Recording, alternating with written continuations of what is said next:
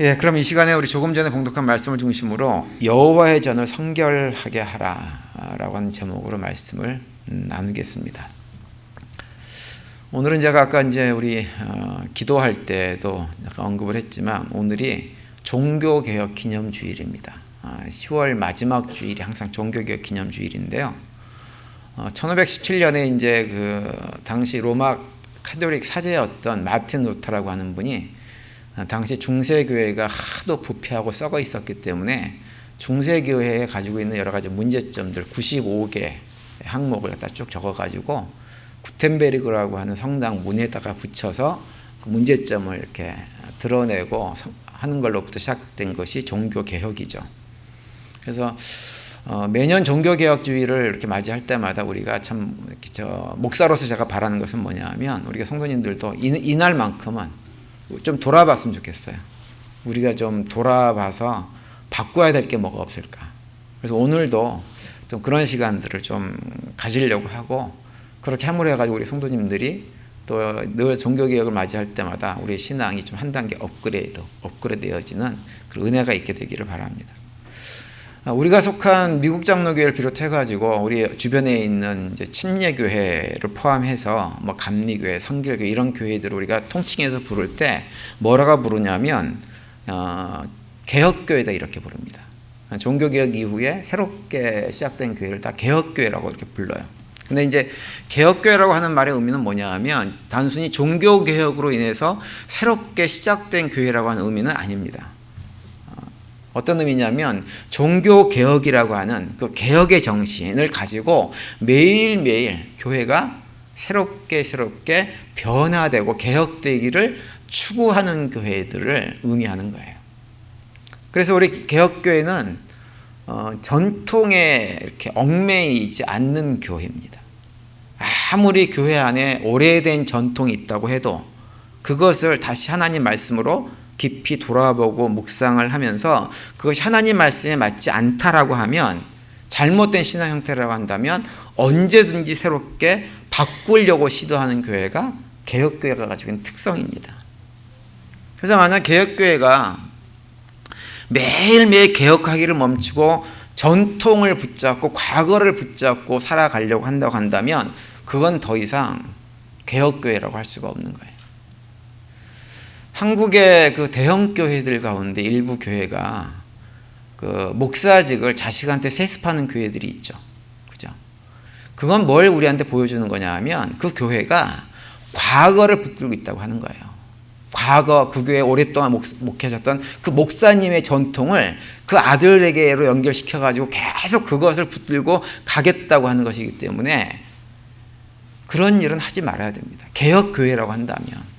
개혁교회가 아니라 뭐 그렇게 하든 말든 별로 상관이 없지만 개혁교회라고 한다면 과거를 붙드는 것이 아니라 현재 나의 신앙 상태를 점검하고 그 안에서 새로워지기를 추구하는 변화를 추구하는 것이 개혁교회의 모습입니다. 그래야 그것이 개혁교회라고 할 수가 있는 거예요. 근데 이제 그렇게 되는 이유가 뭐냐 하면 우리 사람이라는 존재가 보면 늘 익숙한 것이 편하고 좋습니다. 그게 특성이에요, 우리가. 근데 그러다 보면 문제는 뭐냐면 그 익숙한 것의 문제점을 발견하지 못하게 되고 그걸 문제의식 없이 받아들이게 되어지면 결국은 어떻게 되냐면 자꾸 우리가 잘못된 길로 가게 되는 경우가 참 많아요. 그게 이제 그런 걸 대표적으로 보여주는 것이 중세교회의 모습이었어요. 초대교회 때 아주 극심한 박해로 인해 가지고 어려움을 겪다가 마침내 이제 기독교가 로마의 국교회 같은 교회가 된 이후에 편안하게 신앙생활을 하던 세월이 한 1000년쯤 됩니다. 근데 1000년 동안에 아무런 도전이 없다 보니까 과거의 전통 역사에 꽉 붙들려 있었어요. 그러면서 점점 교회는 어떻게 되냐면 돌이킬 수 없는 타락의 나락으로 떨어져 버린 것입니다. 그래서 개혁교회는 당시 이제 종교개혁을 하셨던 분들은 중세교회가 가졌던 그런 과정들 어떻게 망가져 왔는지를 잘 알기 때문에 중세교회를 개혁한 종교개혁 정신을 가지고 있는 이 땅에 있는 모든 개혁교회들은 500년 전에 우리가 개혁한 것에 만족하지를 않습니다. 오히려 매일매일 더욱더 우리의 신학과 신앙을 갖다가 점검하면서 개혁할 것은 개혁하는 것을 목숨처럼 여기는 그런 신앙생활을 하려고 하죠. 그래서 이 종교개혁 기념주일은 우리 개혁교회의 입장에서는 굉장히 중요한 어떤 기념일이라고 할 수가 있는 거죠. 제가 종교개혁 주일 이렇게 설교를 준비하다가 발견한 것이 하나 있는데 뭐냐면 우리 교회는요, 이 종교개혁 기념주일하고 교회 창립 기념주일이 딱 달라붙어 있다고 하는 거예요. 오늘이 종교개혁 기념주일이고 다음 주가 창립 기념주일이에요. 그래서 제가 그걸 보면서 우리 교회는 이 종교개혁의 역사와 굉장히 밀접하게 관련이 있는 교회구나 이런 생각이 들었어요. 오늘이 종교개혁 506주년 되는 주일입니다. 다음 주는 우리 교회가 창립된 지 36주년 되는 해예요. 그래서 우리 교회가 창립된 해가 언제냐면 종교개혁 470주년 됐을 때 교회가 시작됐어요. 그래서 종교개혁 500년 해에는 우리 교회가 창립 30주년을 맞이했었고요. 종교개혁이 10주년이 되어지면 우리 교회가 창립 40주년을 맞이합니다. 이 끝자리가 똑같이 맞아떨어져서 역사가 진행되는 것을 제가 봤어요. 그래서 우리 교회는 이 종교개혁과 굉장히 밀접한 관련이 있구나라는 생각이 설교 준비하면서 들었어요. 의미가 있지 않습니까? 좀 억지로 갖다 붙인 것 같으세요? 그런 것 같군요. 어쨌든 뭐 억지로 갖다 붙였든지 어쨌든지 그런 의미가 있는 것 같아요. 제가 볼 때는. 그래서 저는 어떤 생각이 좀 들었냐면 매년 이 종교개혁 기념주의를 이렇게 맞이할 때마다 창립주의하고 연결되어 있기 때문에 그렇게 하려고 합니다. 우리 교회가 이 슈리포트 지역에 36년 전에 세워질 때 하나님께서 가졌던 뜻이 있을 거 아니에요. 그죠? 우리가 그걸 알았든지 몰랐든지 그 뜻을 다시 한번 점검하는 시간을 가지려고 그래요. 점검하는 시간을 가지면서 이날은 종교개혁 기념주일은 우리 교회가 지난 1년 동안 그 뜻에 맞게 잘 해왔는지, 잘 해온 것은 무엇이고 잘못한 것은 무엇인지를 점검을 하고 창립기념주일에는 그 뜻을 다시 한번 되새기는 이런 형태로 이렇게 제가 두 주를 갖다 계속 이렇게 설교도 하고 그렇게 교회를 갖다가 해 나가려고 해야 되겠다 이런 생각을 제가 지난 한 주간 동안 좀 했었습니다. 그래서 앞으로 이제 사역을 제가 이 교회 할 때는 매년 이제 그런 형태로 하면서 돌아보고 다시 재확인하고 돌아보고 재확인을 해가지고 우리 교회가 정말 하나님의 뜻에 맞는 교회로 세워나가는 그런 사역들을 해 나갔으면 하는 그런 바람입니다. 오늘 이제 우리가 읽은 본문에 보면 어떤 내용이 나오고 있냐면 이제 구약 시대 때 남한국 유다에 여러 명의 왕이 있었는데 그 왕들 가운데서 다윗 임금하고 가장 이렇게 좀 비교될 만큼 아주 신실했던 왕인 바로 히스기야 임금 시대에 일어났던 일을 우리에게 이렇게 보여주고 있습니다.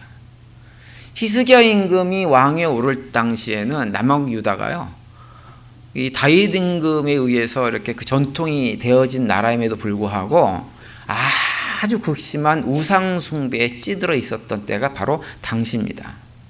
히스기야 임금의 아버지의 이름이 이제 아하스라고 하는 왕인데요. 이 사람은 어떤 일까지 했냐면 성전에서 사용하는 기구들을 가져다가 우상 숭배하는 그 제단에서 사용을 하는 일까지 했던 사람이 아하스라고 하는 왕이었어요. 히스기야 임금은 그런 아버지의 우상 숭배하는 환경 속에서 자랐던 사람이 히스기야 임금입니다. 그러다가 25세에 왕에 등극을 한 거예요. 그런데 이 히스기야 임금이 얼마나 놀라운 것은 뭐냐면 왕에 오르자마자 바로 무엇을 하냐면 그 아버지 시대에 우상 숭배에 쩌들었던 자기 나라를 완전히 종교를 개혁하는 일을 시작을 합니다. 오늘 본문이 그 개혁의 서막을 알리는 내용이 오늘 본문에 기록이 되어져 있는 거예요. 3절과 4절에 보면 이렇게 되어 있죠. 첫째 해 첫째 달에 여호와의 전문을 열고 수리하고 제사장들과 레위 사람들을 동쪽 광장에 모으고라고 기록을 하고 있어요. 여기 3절에 보시면 첫째 해 첫째 달이라고 하는 말은 어떤 의미냐면 히스기야 임금이 왕위에 오른 그해 첫째 달을 얘기하는 거예요. 그러니까 이게 무슨 얘기냐면 히스기야 임금은 자기가 왕위에 등극하자마자 한 달도 되지 않은 바로 그 달에 무엇을 시작했냐 하면 성전을 청소하는 일을 시작을 하고 종교개혁을 시작을 했다고 하는 말입니다. 그러면서 이제 5절에 보면 이렇게 말씀하고 있죠. 그들에게 이르되 이스라엘 사람들아 내 말을 들으라. 이제 너희는 성결하게 하고 또 너희 조상들의 하나님 여호와의 전을 성결하게 하여 그 더러운 것을 성소에서 없애라. 이렇게 명령을 합니다. 제사장들과 레위 사람 다 불러가지고 오랜 세월 동안 그냥 방치되었던 우상 숭배하느라고 그냥 내버려뒀던 성전을 깨끗하게 청소해서 새롭게 하는 일을 시켰다고 하는 거죠. 그러면서 히스기야 임금이 명령한 건 뭐냐면 성전에 있어야 될 것들은 다시 제자리에 놓고 성전에 있지 말아야 할 것이 있는 잘못된 것들을 다 갖다 버리라고 얘기합니다. 그 내용이 오늘 본문 아래 16절에 이렇게 기록하고 있어요. 제사장들도 여호와의 전 안에 들어가서 깨끗하게 하여 여호와의 전에 있는 모든 더러운 것을 끌어내어 여호와의 전 뜰의 이름에 레위 사람들이 받아 바깥 기드론 시내로 가져갔더라. 이렇게 말씀을 하고 있습니다. 다 끄집어내서 더러운 거 다 끄집어내가지고 갖다가 버린 거예요. 근데 이제 여기서 우리가 한 가지 좀 생각해 봐야 될 것은 뭐냐 하면 여러분 왜 히스기야 임금은 종교개혁을 시작을 하면서 다른 것은 다 그냥 놔두고 가장 먼저 성전을 청소하는 일을 시작을 했을까요? 라고 하는 것입니다. 그리고 성경은 왜 히스기야 임금이 성전을 청소하는 그 장면을 아주 구체적으로 자세하게 우리한테 보여주고 있을까요? 왜 그럴까요? 사실은 종교개혁을 하려고 하면 당시에 물론 성전 청소하는 것도 중요한 일이지만 그거 못지않게 중요한 일들이 많이 있었어요. 예를 들면 어떤 것이냐면 전국 각지에 세워진 우상들을 다 헐어버리는 것도 굉장히 중요한 일이고 그 우상들에게 제사 드리기 위해서 쌓아놓은 산당들 이런 거 다 헐어버리는 일도 굉장히 중요한 일입니다. 어찌 보면 그 일이 일반 백성들에게는 훨씬 더 가시적으로 뭔가 일어나고 있구나라고 하는 것을 보여주기에는 좋은 일이었을지도 몰라요.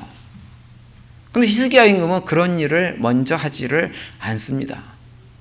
그런 일을 먼저 하지 않고 종교개혁을 하면서 가장 먼저 한 것이 무엇이냐면 백성들이 어떻게 보면 별로 인식할 수 없는 이런 문제인 성전을 청소하는 일을 가장 먼저 했다고 하는 거예요. 전 여기에 종교개혁을 맞이해서 뭔가 개혁적인 삶을 살고 새롭게 되기를 원하는 우리들한테 주는 메시지가 있다고 보여집니다. 다시 말하면 우리가 신앙을 새롭게 하고 더욱더 건강하게 하기 위해서 가장 먼저 뭔가 바꾸길 원한다고 한다면 가장 먼저 바꿔야 될 것이 무엇인가라고 하는 것을 이 본문이 히스기야 임금의 종교개혁 앞부분을 통해서 우리에게 보여주고 있는 것입니다. 그것은 무엇이냐? 다른 것이 아니라고 하는 거예요. 성전을 깨끗하게 청소하는 일이 무엇보다 중요하고 그것이 가장 기본되는 것이다라고 하는 것을 우리에게 말씀을 해주고 있는 거죠. 그렇다고 한다면 오늘날 우리가 히스기야 임금의 성전 청소하는 모습을 보면서 그걸 우리의 신앙에 그대로 적용을 하면 우리가 어떻게 하는 것이 성전을 청소하는 것이 될까요? 지금으로부터 500년 전 종교개혁자들 같은 경우는 본인들이 그걸 성전을 청소하기 위한 방편 중에 하나로 생각해서 뭘 했냐면 교회 안에 있는 불필요한 것들을 다 제거해 버렸어요.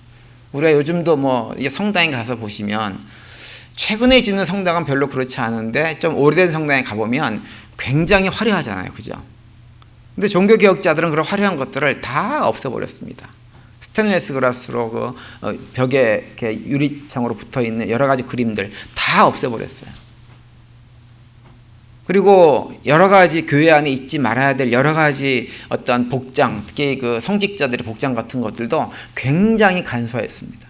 제가 이 로만 칼라 이거 입고 있잖아요. 이거 이름이 로만 칼라라 그래가지고는 로만 카톨릭에서 입는 신부들의 복장을 갖다가 목사님 입고 있나라고 생각하시는 분들이 있을 수 있는데 그렇지 않습니다. 신부님들이 이 복장을 입는 이유는 그 캐톨릭이 우리 이 복장을 가지고 가서 입고 있는 거예요. 이것은 종교개혁 이후에 목사님들이 목사님의 복장으로 만들어 놓은 것입니다. 이 장로교에서 먼저 시작을 한 거예요. 이 복장을 입는 것을. 그걸 갖다가 이제 캐톨릭 신부들이 볼 때 굉장히 편해 보이니까 1960년대 이후에 이 복장을 가져다가 입고 있는 것입니다. 그러니까는 이 복장을 캐톨릭 사제들이 입는 복장이라고 생각하시면 안 됩니다. 어쨌든 이런 것들을 다 변화시켰어요. 그래서 그러니까 종교개혁 이후에 그 직후에 지어진 우리 개신교회나 이런 개혁교회 예배당에 가면 아무것도 없이 예배드리는 의자하고 이 강대상만 덩그러니 있지 아무것도 없게끔 만든 그런 교회들도 많이 있습니다. 그렇게 교회에 불필요한 것들은 다 제거해 버렸어요. 그런데 성전을 청소한다고 하는 의미가 과연 그런 의미일까요? 그런 의미는 아닙니다. 왜냐하면 교회 건물이 성전이 아니기 때문에 그렇죠. 진짜 성전은 지금 따로 있죠. 무엇이 성전인가요? 우리 자신이 성전이에요. 왜 그래요? 우리 안에 누가 계시기 때문에. 성령 하나님이 우리 안에 임재하고 있기 때문에. 솔로몬 성전이 성전 될 수 있었던 것은 딱 한 가지 이유 때문이에요. 아름답고 화려하고 멋있게 지어져서가 아니라 그곳에 하나님이 임재하고 계셨기 때문에 성전이 성전된 것입니다. 그래서 우리도 우리 안에 성령 하나님을 모시고 있기 때문에 우리 자신이 다 뭐예요? 성전이에요. 그래서 고린도전서 3장 16절과 17절에 보면 이렇게 말씀을 하고 있죠. 너희는 너희가 하나님의 성전인 것과 하나님의 성령이 너희 안에 계시는 것을 알지 못하느냐. 누구든지 하나님의 성전을 더럽히면 하나님의 그 사람을 멸하시리라. 하나님의 성전은 거룩하니 너희도 그리하니라. 이렇게 말씀을 하고 있어요. 하나님의 성전을 더럽힌다고 하는 것은 예배당 건물을 더럽힌다고 하는 말이 아니라 우리의 삶, 성전으로서 우리의 삶을 더럽히면 안 된다고 하는 거예요. 왜? 우리 안에 성령 하나님께서 계시기 때문에. 성령 하나님께서 계시는 성전을 성전답게 유지하라고 고린도전서에서 사도 바울이 선포하고 있는 것입니다. 그래서 히스기야 임금이 왕의 자리에 앉자마자 가장 먼저 가장 급하게 무엇을 했느냐? 성전 청소를 가장 먼저 했고 그렇게 자신의 삶을 하나님께 올려드렸던 것입니다. 우리도 마찬가지예요. 우리가 종교개혁, 우리의 삶을 보다 더 신앙생활이 아름답고 건강하게 만들어 가기 위해서 해야 될 것, 가장 우선적으로 해야 될 것은 무엇이냐? 다른 것이 아니라 바로 우리 자신이라고 하는 성전을 깨끗하게 만들어가는 것입니다. 그래서 우리가 종교개혁주의를 맞이해가지고 그렇게 우리의 삶을 좀 개혁하고 새롭게 되기를 원한다는 측면에서 우리 자신을 점검할 때 우린 반드시 두 가지를 점검하셔야 돼요. 첫 번째는 뭐냐 하면 우리 안에, 우리 삶 가운데 나한테 영적으로 불필요한 것들, 이것이 내 자리를 차지하고 있는 것은 무엇이 없는가라고 하는 것을 점검을 하셔야 됩니다. 점검해서 버려야 됩니다. 그리고 또 한 가지는 무엇이냐면 나의 신앙을 건강하게 만들어주는 것들이 있잖아요. 그죠? 그런 것들이 과연 내 삶의 자리에 제대로 자리 잡고 있는가라고 하는 것을 확인을 하셔야 돼요. 그래서 없다고 하면 어떻게 해야 돼요? 그런 것들이 내 삶에 자리 잡을 수 있도록 우리가 마음을 새롭게 해야 됩니다. 에베소서 4장 22절 이하에 보면 이렇게 우리에게 말씀하고 있죠. 너희는 유혹의 욕심을 따라 썩어져가는 구습을 따르는 옛사람을 벗어버리고 오직 너희의 심령이 새롭게 되어 하나님을 따라 의와 진리의 거룩함으로 지으심을 받은 새 사람을 입으라. 이렇게 말씀을 해주고 있습니다. 이 에베소서 4장 말씀처럼 우리가 종교개혁주의를 맞이할 때마다 우리는 그 두 가지를 점검을 항상 해야 됩니다. 나는 내 안에 유혹의 욕심을 따라 살아가는 옛사람의 모습, 그 모습으로 현재 살고 있지 않은가? 이거 점검을 반드시 해야 됩니다. 나는 과연 그 모습을 버렸는가? 벗어버렸는가? 점검을 해야 돼요. 그리고 나는 현재 정말 의와 진리와 거룩함으로 입은 새 사람의 모습으로 하나님 백성답게 그리스도의 제자답게 삶을 살아가고 있는가라고 하는 것을 거듭거듭 점검을 해야 됩니다. 히스기야 왕이 그랬던 것처럼 버릴 건 버리고 제자리에 놓을 건 제자리에 놔야 되는 거예요. 사실 이것은 꼭 종교개혁 기념주일이 아니어도 매일매일 일상의 삶에서 우리가 매주일 예배를 드리면서 일상의 삶 가운데서도 끊임없이 점검하고 관심을 가지고 돌아봐야 될 것들이에요. 그런데 이제 올해 같은 경우 특별히 종교개혁 기념주일을 맞이해가지고 이 문제를 우리가 좀 더 관심을 가질 필요가 있는 해입니다. 왜 올해는 특별히 더 그걸 좀 필요로 하느냐?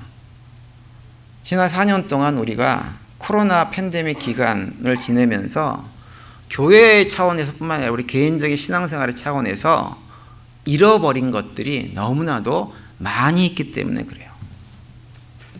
하나님 백성으로 살아가면서 정말 내 삶 속에 있어야 될 것들이 있습니다. 말씀과 기도와 예배, 그리고 섬김과 봉사, 사랑을 나누는 것, 이런 것들이 팬데믹 기간을 지나면서 사라져버린 게 너무 많아요. 그리고 잊지 말아야 될 것들, 가지고 있지 말아야 될 것들이 우리 삶 속에 깊이 자리 잡고 있는 것들이 참 많이 있습니다. 사람마다 약간의 차이가 있긴 하지만 사람이라고 하는 존재는요, 어떤 존재냐면 한 번 게을러지기 시작하잖아요. 그런 그 게으름이 시간이 갈수록 더 깊어지고 거기서 헤어나오지 못하는 것이 사람이에요. 특별히 나쁜 일, 나쁜 습관 같은 것에는 게으르지 않습니다. 얼마나 빠른지 몰라요. 얼마나 열심히 하는지 모릅니다. 그 일은 열심히 해요. 그런데 좋은 일, 좋은 영적인 습관을 유지하는 일에는 얼마나 우리가 게으른지 모릅니다. 그래서 그것이 한번 잘못된 길로 주저앉게 되어지면 거기서 빠져나오는 것이 굉장히 힘들어요. 그래서 잠언 6장 9절 이하에 보면 그걸 경고해 주고 있죠. 게으른 자여, 내가 어느 때까지 누워 있겠느냐? 내가 어느 때 잠이 깨어 일어나겠느냐? 좀 더 자자, 좀 더 졸자, 손을 모으고 좀 더 누워 있자 하면 내 빈궁이 강도같이 오며 내 공핍이 군사같이 이르리라. 이렇게 말씀을 하고 있어요. 이것은 육적인 측면에도 그렇지만 영적으로 측면에서 더욱더 그러합니다. 내가 영적으로 게을러지잖아요. 게을러지면 그 게으름이 점점 깊어져서 우리가 이 땅에 살면서 우리가 자신이 하나님의 자녀인지도 모를 만큼 타락의 길로 얼마든지 떨어져 버릴 수가 있게 되어집니다. 그런 분들 주변에서 쉽게 만날 수 있어요. 쉽게 만날 수 있어요. 그런데 우리가 코로나 팬데믹 기간을 지내면서 영적으로 포기하지 말아야 될 것들, 포기한 것들이 참 많이 있습니다. 근데 환경이 그래서 어쩔 수가 없었던 측면들이 분명히 있습니다. 그래서 영적으로 나태하고 게을러진 모습들이 우리 안에 참 많이 있죠. 그리고 그것이 어느 순간 굉장히 익숙한 옷이 되어가지고 이제는 그 옷을 벗기가 싫은 거예요. 그런 거 분명히 있으시죠? 나는 그런 게 없어요, 목사님. 얼마나 여전히 잘하는지 몰라요. 라고 얘기할 수 있는 분이 계세요? 없어. 우리가 대부분 다 비슷합니다. 그러다 보니까 이제 그게 너무 편하니까 과거로 돌아가는 것을 원하지 않아요, 이제는. 이 익숙한 것을 그냥 쭉 가기를 원합니다. 물론 과거의 것 중에서 불필요한 것, 본질이 아닌 것, 좋지 않았던 것들은 돌아가면 안 돼요. 돌아가면 안 되지만 우리 개인의 신앙생활뿐만 아니라 교회 생활함에 있어가지고 우리에게 꼭 필요하다고 느껴지는 것들, 이것은 이제는 빨리 되돌리고 회복을 해야만 합니다. 제가 저희 교회 부임하고 나서요, 오늘로 꼭 10개월이 된 날입니다. 제가 12월 마지막 주일날 부임 설교를 했기 때문에 오늘이 딱 10개월 됐어요. 10개월. 지난 10개월 동안 제가 많은 분들에게 우리 교회에 관한 얘기를 참 많이 들었는데 그 많이 들은 얘기 가운데 하나가 뭐냐면 우리 교회 과거 얘기예요. 과거에 우리 교회가 참 힘든 시절이 있었다, 이런 얘기도 있었지만 목사님 옛날에 우리 교회가 이렇게 좋았어요, 이렇게 훌륭했어요, 이렇게 멋있었어요, 이런 얘기도 많이 들었습니다. 교회에게만 그런 얘기를 들은 게 아니라 성도님 개개인들에 대해서도 그런 얘기를 많이 들었어요. 어떤 집사님은 옛날에 얼마나 열심히 했는지 몰라요. 그분 그렇게 열심히 했는데 팬데믹 지나고 오면서 최근에는 그냥 전혀 그렇게 안 하고 있어요 라고 얘기를 하시는 얘기도 상당히 많이 들었어요. 말씀드린 대로 과거에 좋지 않았던 모습들은 버려야 됩니다. 그리 돌아가면 절대 안 되죠. 그런데 과거에 좋았던 모습으로는 이제는 돌아가야 하지 않을까요, 여러분? 돌아가야 될 것 같아요. 그 좋았던 모습 위에 그로부터 시작을 해가지고 이제는 한 단계 더 성숙한 자리를 우리가 나아가야 되는 때가 이제는 된 것 같아요. 저는 그래서 이 코로나 팬데믹이 지난 6월 1일인가로 공식적으로 끝났잖아요. 그죠? 공식적으로 끝나고 맞는 첫 번째 종교개혁 기념 주일을 맞이해가지고 우리가 그 점을 성도님들이 좀 더 깊이 생각하고 고민했으면 하는 그런 바람입니다. 그래서 다른 사람들은 어찌하든지 상관하지 마시고 우리 스스로 물어보세요. 나는 과연 하나님의 자녀로 예수 그리스도의 제자라고 하는 그 신분에 맞게 지금 현재 신앙생활을 하고 있는가, 그리고 그런 신앙생활을 감당하기 위해서 최선을 다하고 있는가라고 하는 것들을 생각해 보시고, 현재 내 모습이 그런 모습이 아니라고 한다면 돌이키시고 과거가 아름답고 멋있고 훌륭하고 신나고 재미있게 신앙생활하던 그 모습으로 돌아갈 수 있게 되기를 정말 간절히 바랍니다. 사도행전 26장에 보면 사도 바울이 다메섹 선상에서 예수님을 만났던 상황을 이렇게 묘사를 하고 있어요. 14절 보면 이렇게 말씀합니다. 우리가 다 땅에 엎드림에 내가 소리를 들으니 히브리 말로 이르되 사울아 사울아 내가 어찌하여 나를 박해하느냐, 가시채를 뒷발질하기가 내게 고생이니라, 이렇게 말씀을 합니다. 예수님께서 사도 바울을 찾아오셔가지고 당신은 이제 사도 바울이 아니라 사울이었죠. 사울의 이름을 부르면서 사울아 사울아 얘기하면서 왜 너는 여전히 나를 박해하고 있느냐, 이 잘못된 일을 왜 계속하고 있느냐라고 말씀을 하시는 거예요. 그러면서 하시는 말씀이 뭐냐면, 내가 너의 모습을 보니 너의 모습이 꼭 무엇 같으냐면 소가 주인이 가라는 대로 가지 않고 자기 멋대로 가려고 하다가 주인에게 가시박힌 채찍으로 매를 맞는 것처럼 그런 모습을 네가 현재 보이고 있다, 이렇게 사도 바울에게 말씀을 하고 있는 것입니다. 이 사도행전 말씀은 단순하게 사도 바울에게만 주셨던 말씀이 아니라 오늘날 우리들에게 동일하게 주시는 말씀이에요. 여러분, 우리가 예수님 떠나 살고 내 육신의 욕망이 시키는 대로, 내 육신이 편한 대로 신앙생활을 하고 교회를 그냥 갔다 왔다 갔다 한다든지 교회에 전혀 관심 갖지 않고 한다든지, 과거 열심히 했던 그 시절을 다 잊어버리고 지금은 나태하고 게으르게 신앙생활을 하면 솔직하게 얘기하셔가지고 편하고 좋으세요? 그게 마음이 아주 편하세요? 계속 불편하지 않으세요? 불편하지 않으세요? 그리고 내 삶에 작은 문제라도 생기면 혹시 내가 벌 받는 거 아닌가, 책망받는 거 아닌가, 이런 두려움이 내게 찾아오지 않으세요? 얼마나 불편한 건지 그 시간들을 경험 안 하세요? 전 성도님들이 그런 경험들을 하실 거라고 봐요. 예수님께 사도 바울이 나타나셔가지고 더 이상 그런 길을 걷지 말라라고 말씀하시는 것처럼 오늘날 우리들에게도 동일하게 말씀을 하고 계세요.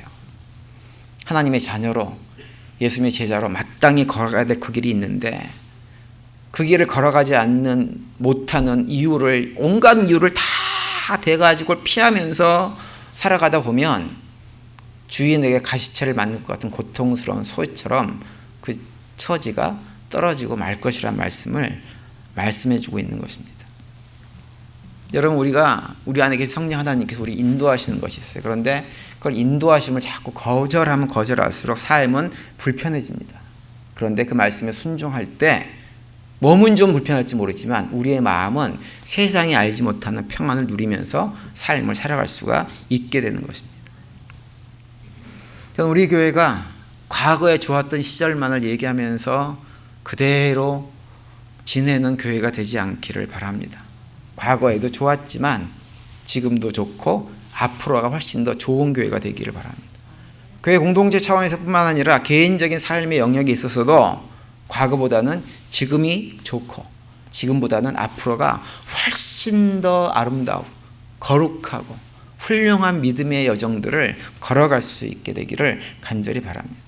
그러기 위해서는 우리가 제일 먼저 해야 될 것은 무엇이냐? 성전은 우리 삶 속에 있는 우리 몸을, 우리 삶을 그 안에 잊지 말아야 될 것이 있다고 한다면 과감히 버리고, 있어야 될 것이 없다고 하면 그 자리에 그것을 채워 넣는 삶을 살아갈 때 그것이 우리에게 가능한 거예요. 고린도후서 7장 1절에 보면 거룩한 성전으로 살아가는 우리들에게 이렇게 권면을 하고 있습니다.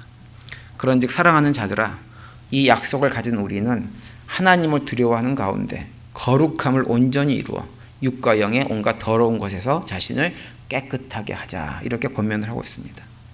종교개혁주일 맞이해서 우리 모두에게 거룩함을 온전히 이루라고 하는 이런 도전의 말씀들을 주실 때 듣고 그런 도전과 결단들이 우리 안에 있게 되기를 간절히 바랍니다. 그래서 돌아온 한 주간도 그런 고백 가운데 한 주간 살아가시면서 이번 한 주간 우리의 신앙이 또 한 단계 업그레이드되고 변화되어지고 새롭게 되어지는 그 은혜들을 풍성히 맛보고 경험하는 복된 한 주간이 되시기를 간절히 축원을 드립니다.